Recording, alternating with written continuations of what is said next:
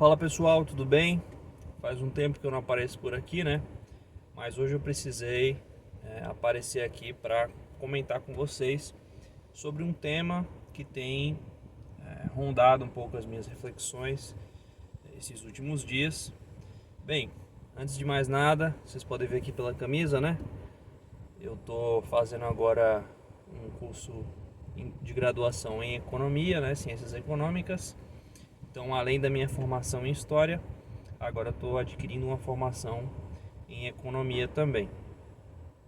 E na medida do possível, à medida que a faculdade deixa, eu vou continuar postando videoaulas aqui no canal, beleza?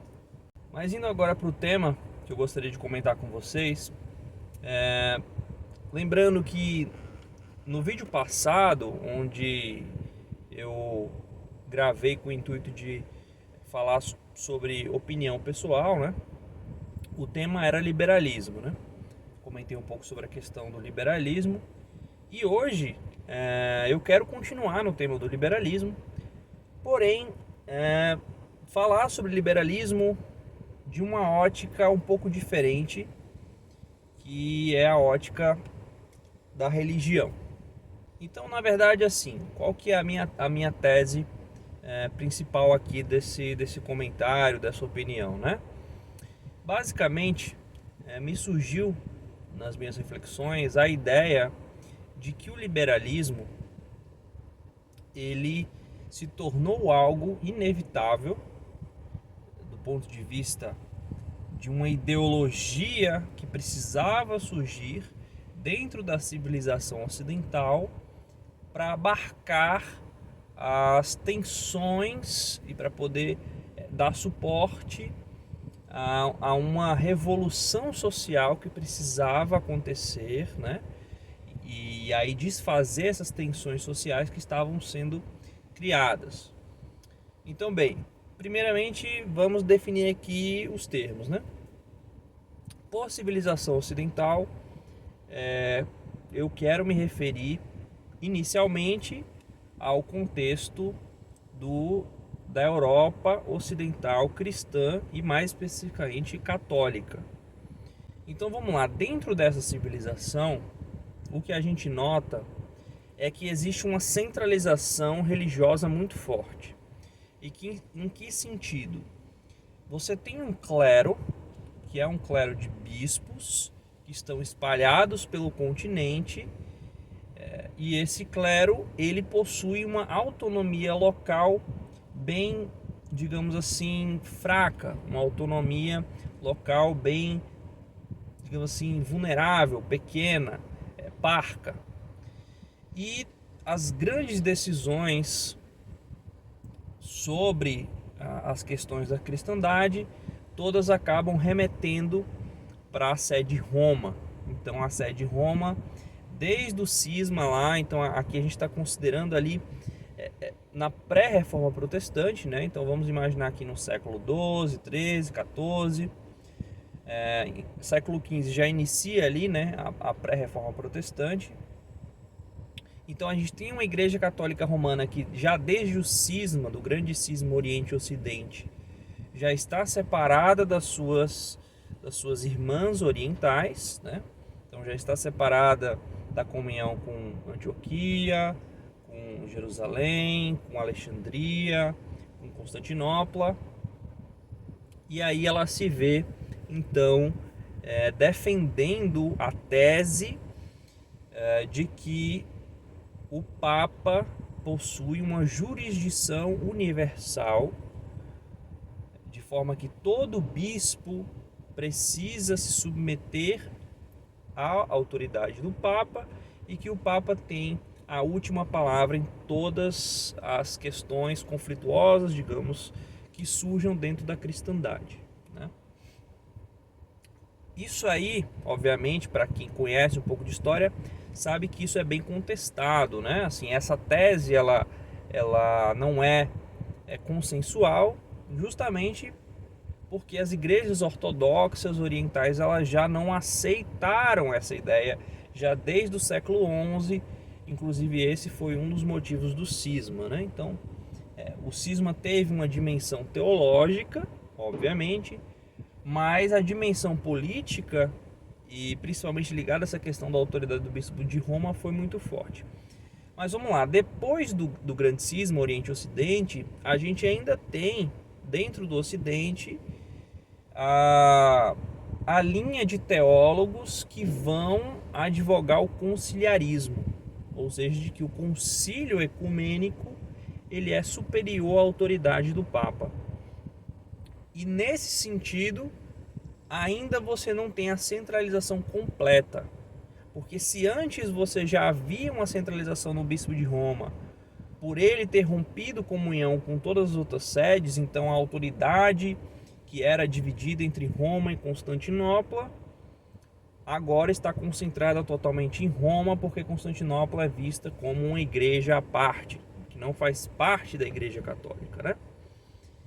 Ainda assim, então você não tem a centralização completa por causa da tese do conciliarismo. Porém, a tese do conciliarismo, ela ao longo dos concílios ocidentais, que alguns chamam de concílios ecumênicos, né? Mas também se usa o termo concílios gerais do Ocidente, né? Então, principalmente os concílios de Latrão, que vão dar uma forma muito mais ocidentalizada para a igreja latina, né? Então essa tese do conciliarismo ela morre.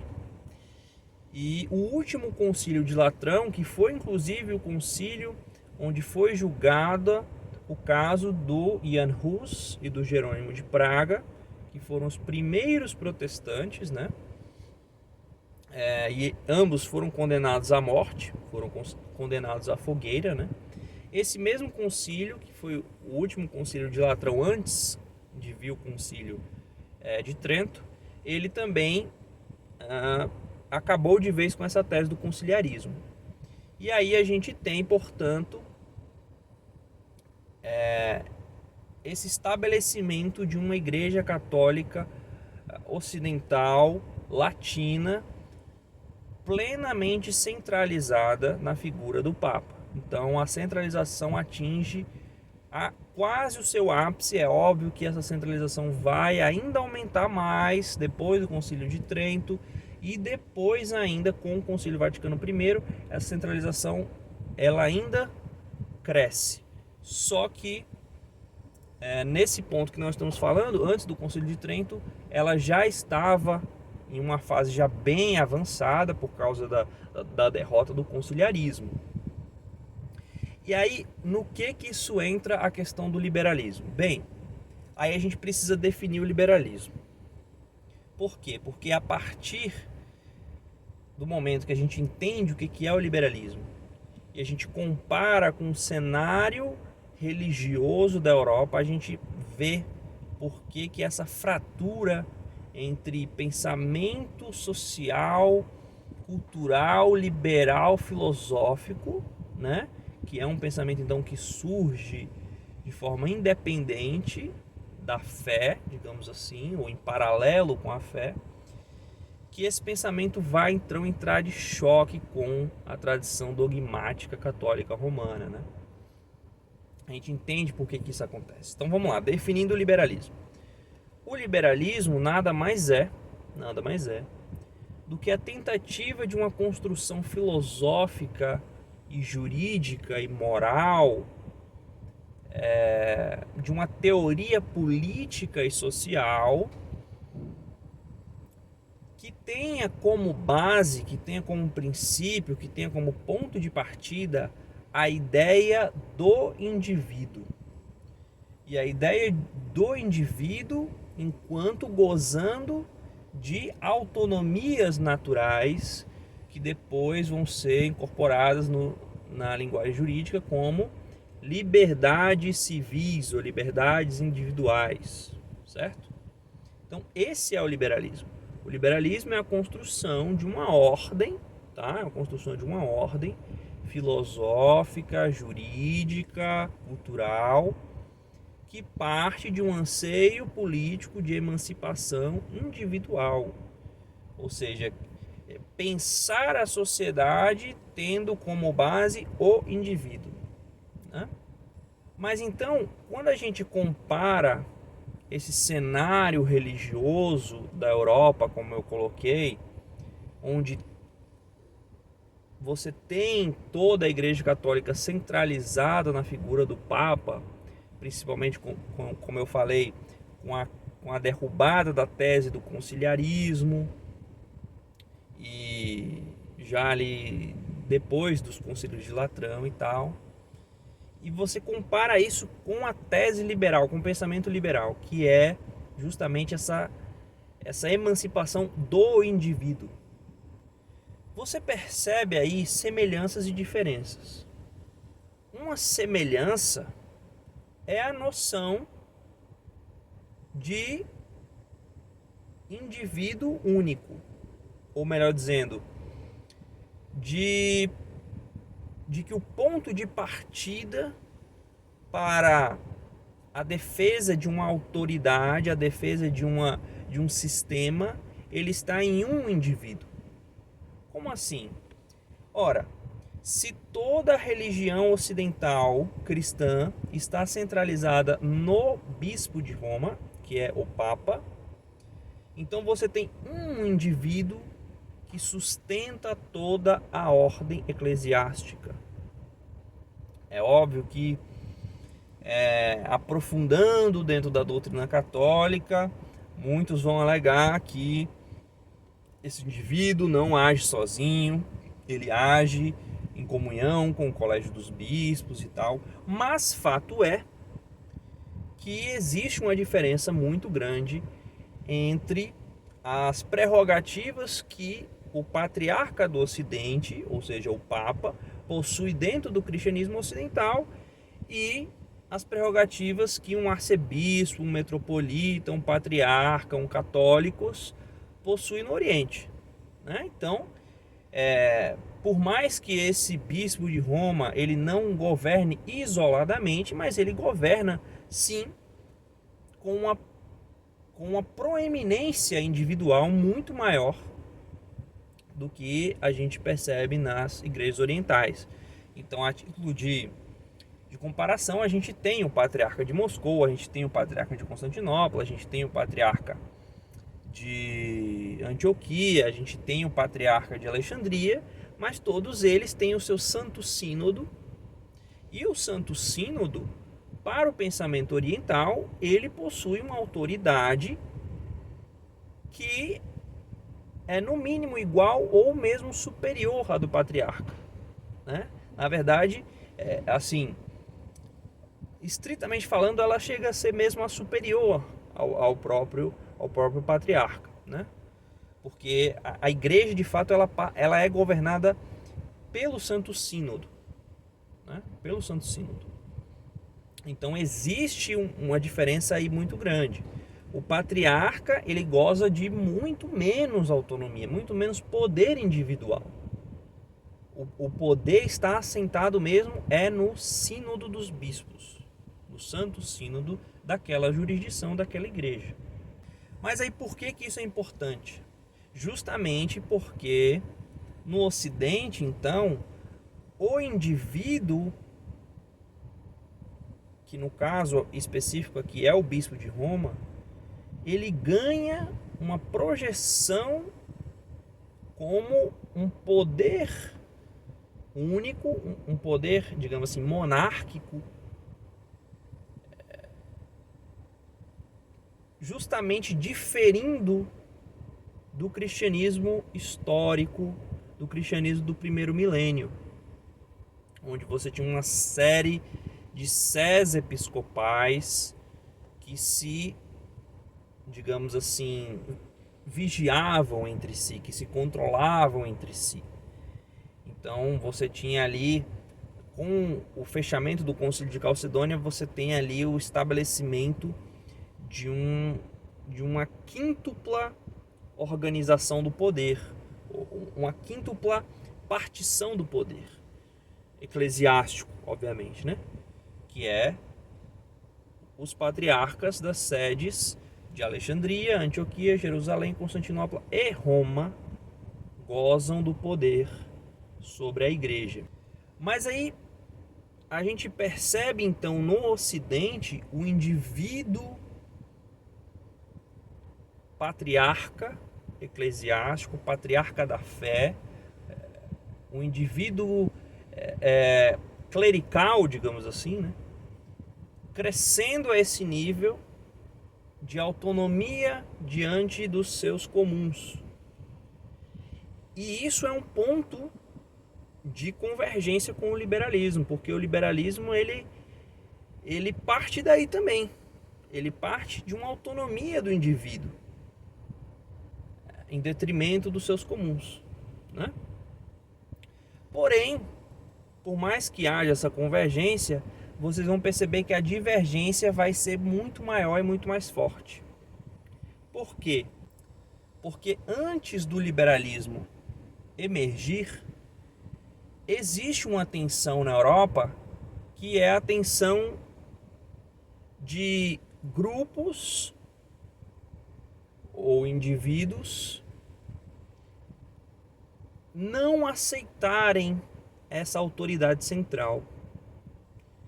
Quem vão ser esses grupos ou esses indivíduos? Justamente os protestantes. Então, os protestantes, na figura, primeiramente, de John Wycliffe, que não chegou propriamente a se digamos assim, cismar com a igreja, né? Ele foi excomungado depois, mas ele propriamente não tomou nenhuma iniciativa de romper comunhão com a igreja, né? Então não podemos anacronicamente dizer que ele era um protestante, mas ele era um precursor do protestantismo, né? Justamente porque ele pensava uma eclesiologia diferente.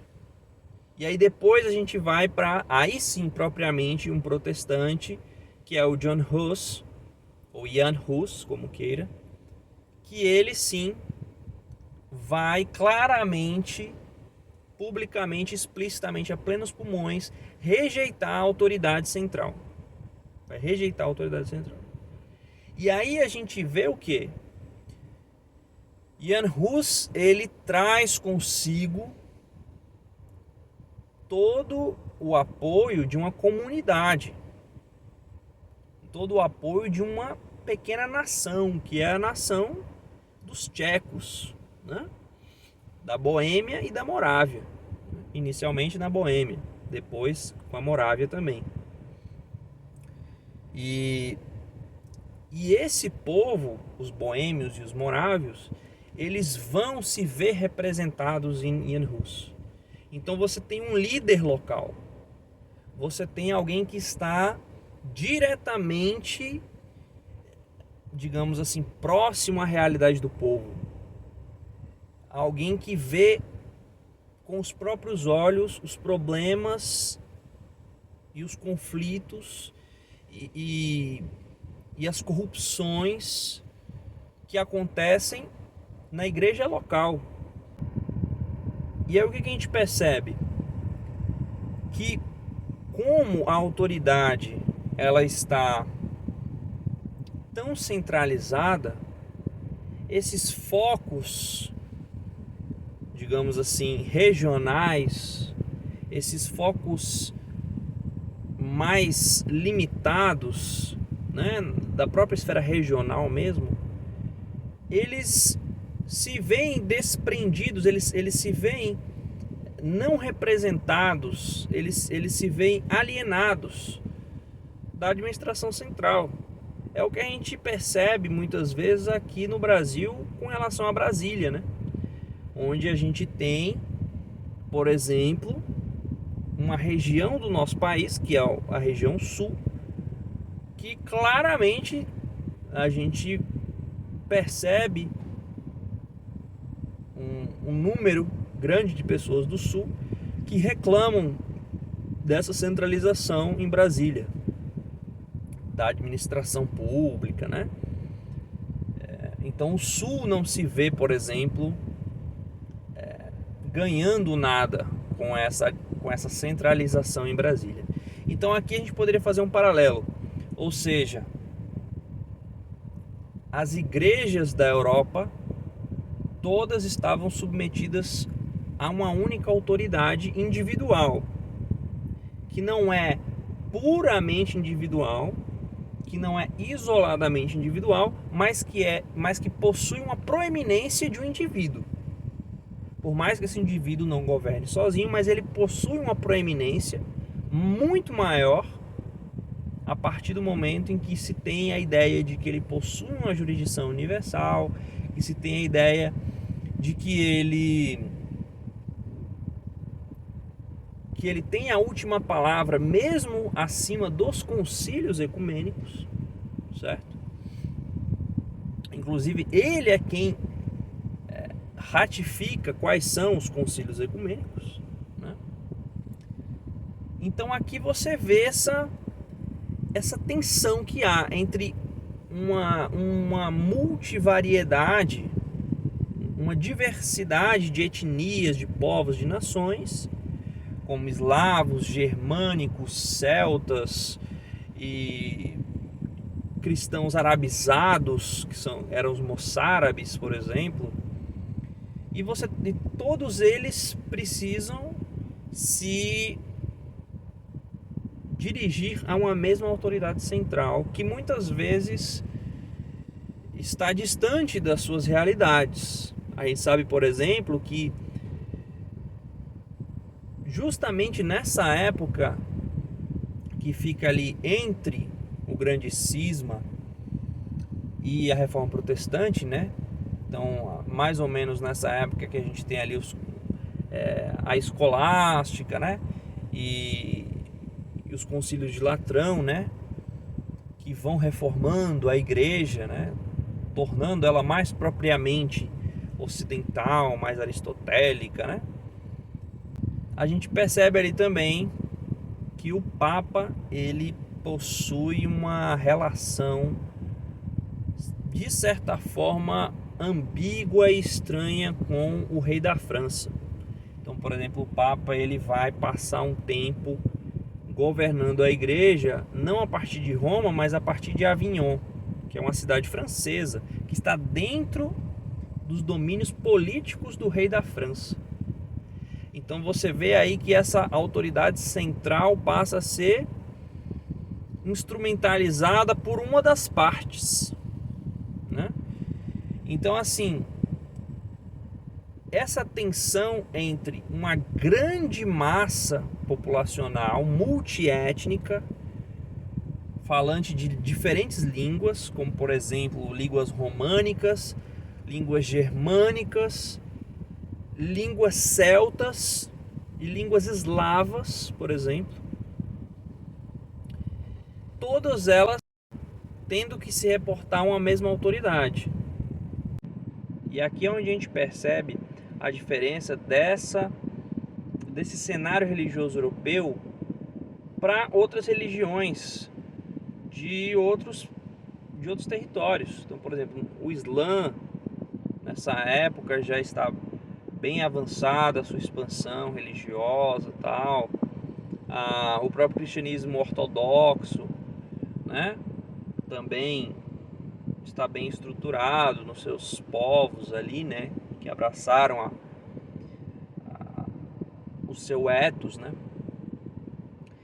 A gente percebe que nessas demais religiões, judaísmo, islamismo, cristianismo ortodoxo, não há esse tipo de centralização.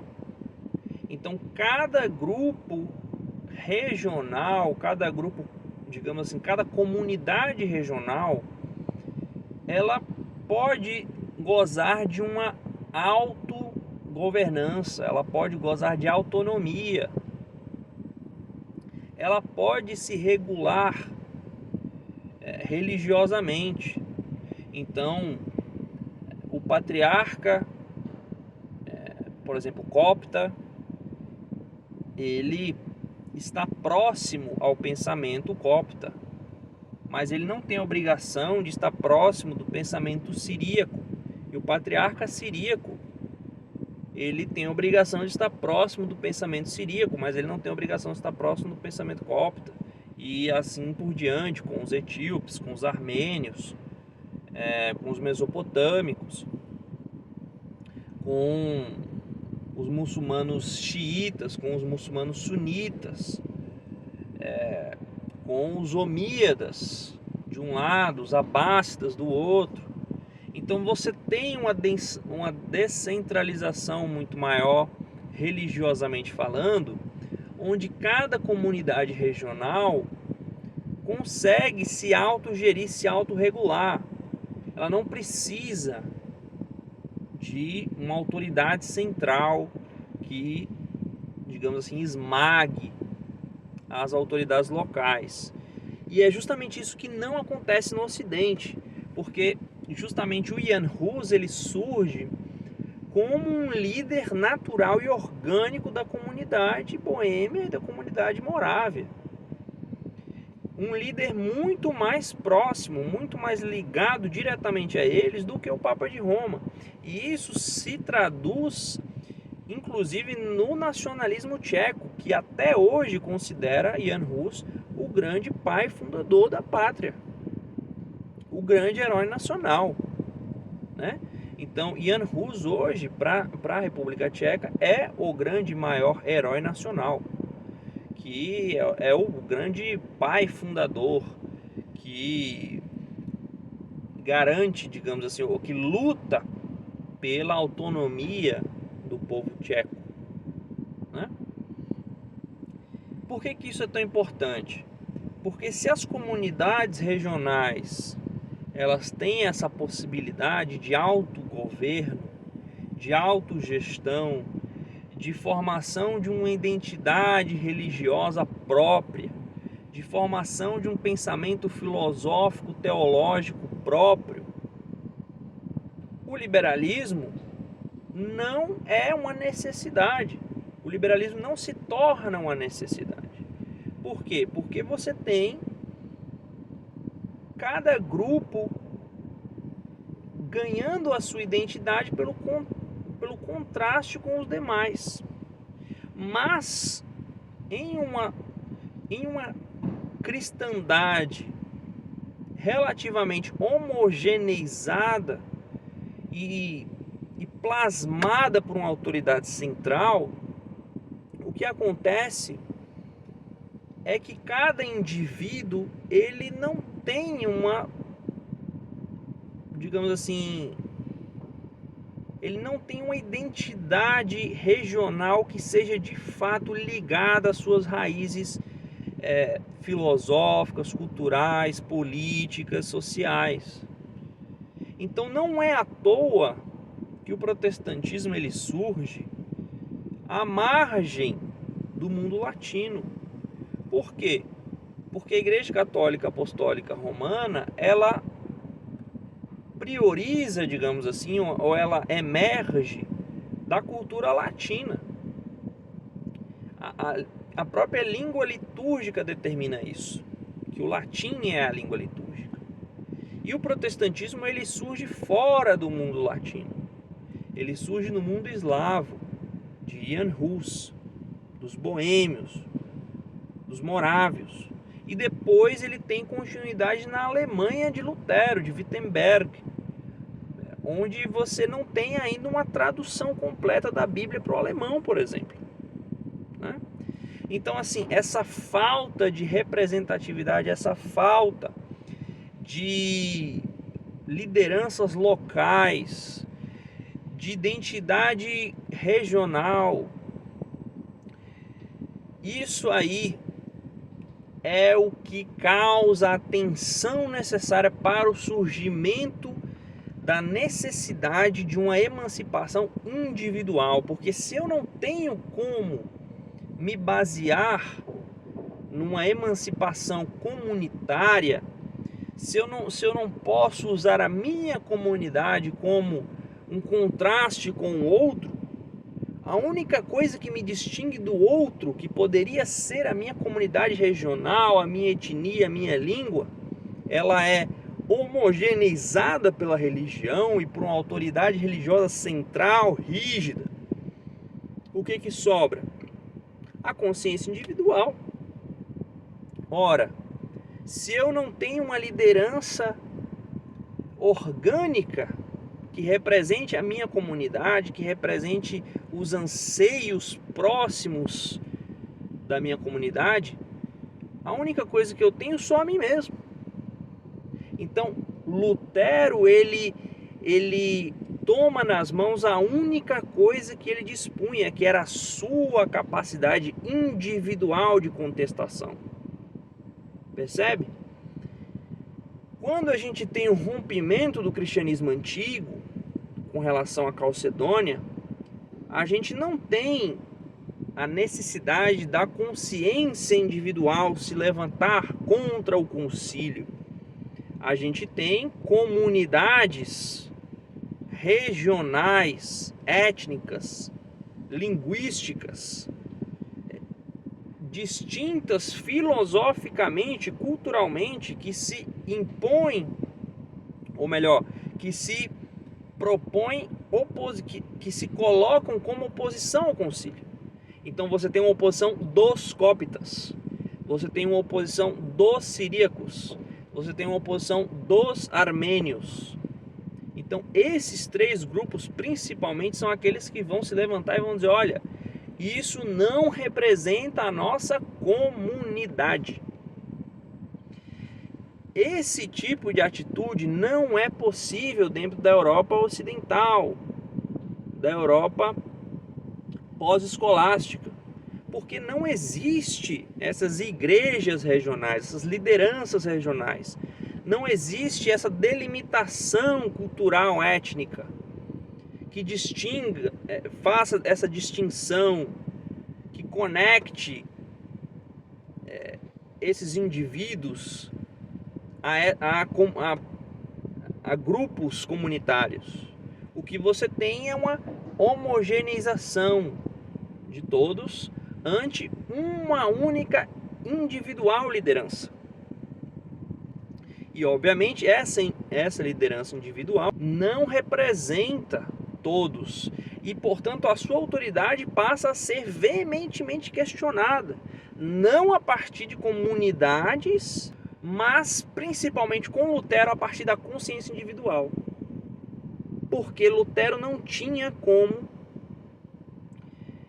digamos assim, lidar com a questão internamente dentro da Alemanha, ou dentro daquela região dele de fala alemã. Por quê? Porque aquela região não tinha autonomia para lidar com a questão. Ou seja, uma vez que o povo alemão não tinha autonomia para lidar com a questão das indulgências, o confronto passa a ter que ser o quê? Entre a autoridade central e a autoridade individual. Percebe? Então, quando você tem um indivíduo no topo de toda a hierarquia eclesiástica, e todos os outros indivíduos, eles se veem então homogeneizados a partir desse indivíduo central, alguns vão ficar mais satisfeitos e outros menos satisfeitos. E esses menos satisfeitos não vão ter uma comunidade que lhes possa solucionar suas tensões. Então eles vão ter que se levantar partindo da sua consciência individual. E é a partir desse momento que o liberalismo se torna inevitável. Inevitável. Porque se antes os problemas, os conflitos sociais, eles podiam ser resolvidos a partir de grupos contrastando e conflitando contra outros grupos, agora tudo que você tem são indivíduos que podem usar do seu poder retórico, de síntese, seu poder de expressão para poder comunicar as suas ideias, e esses indivíduos vão se dirigir a indivíduos, a consciências individuais. Percebe? Então, no final das contas, o liberalismo ele só torna-se necessário por causa da falta de uma descentralização religiosa que, como eu já anotei anteriormente no vídeo, existia em todas as outras religiões. Então, claramente aqui você tem os problemas dos armênios são resolvidos entre os armênios, os problemas dos coptas são resolvidos entre os coptas, os problemas dos etíopes são resolvidos entre os etíopes, os problemas dos sírios são resolvidos entre os sírios, os problemas dos gregos são resolvidos entre os gregos. Só que isso é diferente no mundo latino, ou no mundo ocidental católico. Porque um problema regional que era para ser da Alemanha, que era para ser dos boêmios e dos morávios, se torna necessariamente um conflito com a autoridade central. Então, o grande ponto que eu gostaria de levantar com vocês nessa reflexão é essa: que o liberalismo ele só se tornou uma necessidade civilizacional a partir do momento em que grandes comunidades multiétnicas, multiculturais, baseadas em campos, em troncos linguísticos diferentes, tiveram que ser homogeneizadas por uma só autoridade central, que obviamente priorizava um lado. Priorizava o lado latino, o lado francês, o lado românico. Beleza, pessoal? Então por hoje é isso. Espero que vocês tenham gostado dessa reflexão. Se vocês gostaram, deixe o seu like, compartilhe com outras pessoas que vocês acreditam que tenham interesse também nesse assunto. Um abraço e até a próxima.